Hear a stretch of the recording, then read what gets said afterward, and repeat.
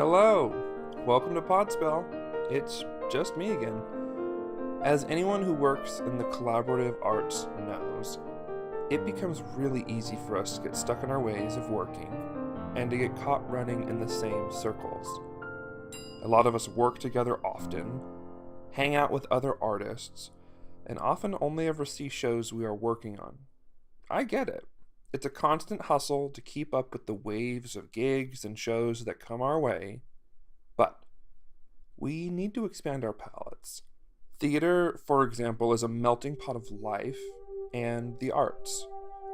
So, as makers of the theater, we really could benefit from broadening our tastes and to try new and different flavors. With our lack of free time we could spend at least some of those moments at a museum or a concert, make a trip to see an opera or a dance concert, or baby steps, go to a different city and see a play at a theater you have never been to. Crazy idea. Take a cooking class, read a book, volunteer at an animal shelter. Do something that is stimulating but not theater, something that is creative in another way. It will be so beneficial for you, for your collaborators, and for audiences getting the experience of an artist working with a fresh perspective on the life around them. I promise it will build you up and refresh you in ways you never thought you needed. Burnout is real, and creativity is not something that can just be summoned at a moment's notice. Give your creativity a taste of something new, and from the vantage point of an audience member for a change. Give yourself a chance to replenish, even if it's just for an afternoon. Also, doesn't that just sound great? To be creatively stimulated without having the pressure of having to produce something? As we begin to make our creative packs, we can sometimes lose sight of the outside world. I'm victim to this by my own doing as well. I work with a lot of the same designers, and if possible, I cast from a pool of actors I love working with. And don't even get me started on stage managers. I can count on one hand the stage managers I'll call right away when I have the opportunity. Everyone does this.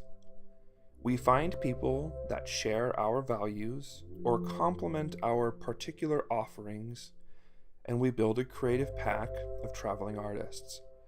From show to show and gig to gig, we try to bring our friends and confidants along to make the stress of making something from little or nothing just a little bit less stressful. The same happens in what we see.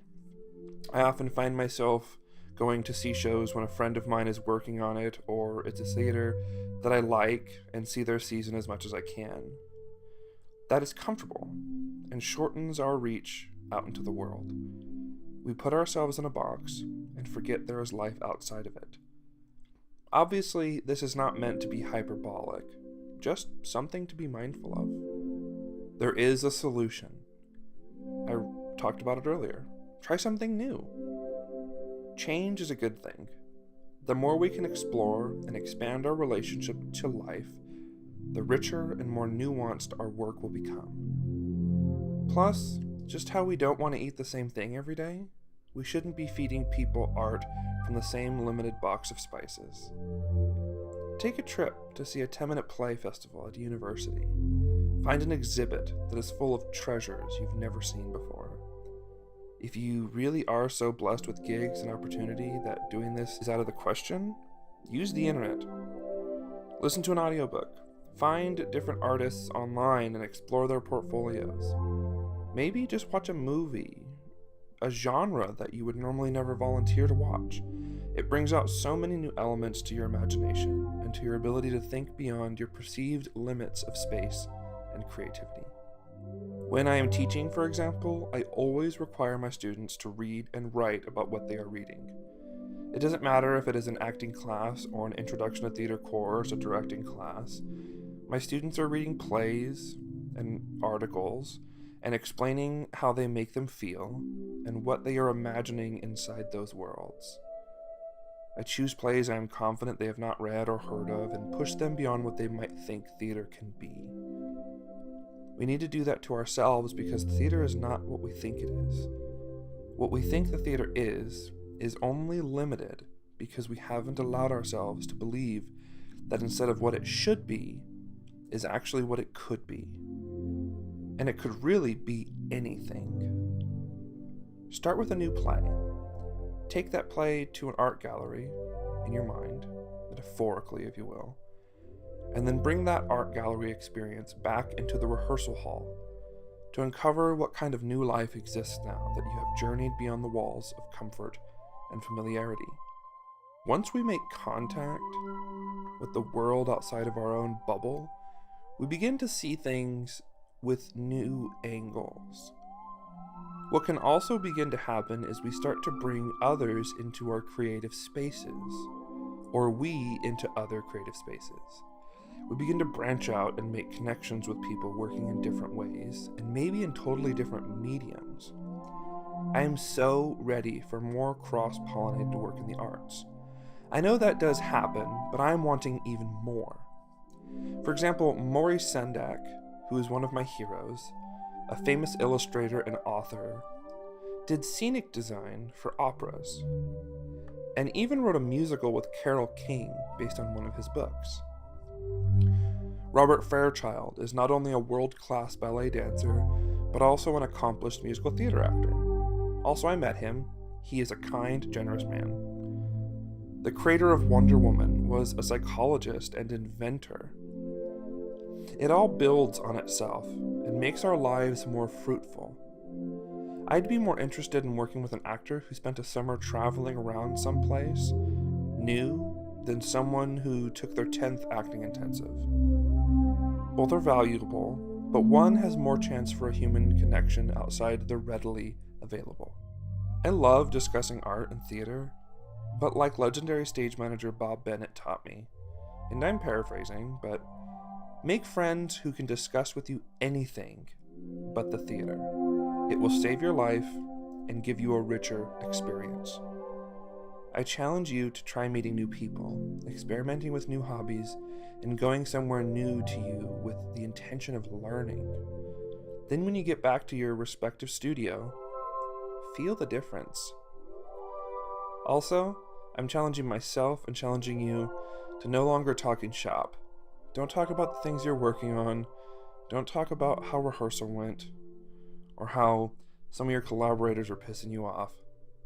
Try and find new and exciting things to talk about. Discuss new ideas on different things you're reading or witnessing. Just see what happens. And in the spirit of outward curiosity, don't forget it's midterms. Don't forget to vote. Don't forget to research. Research the ballot items in your area.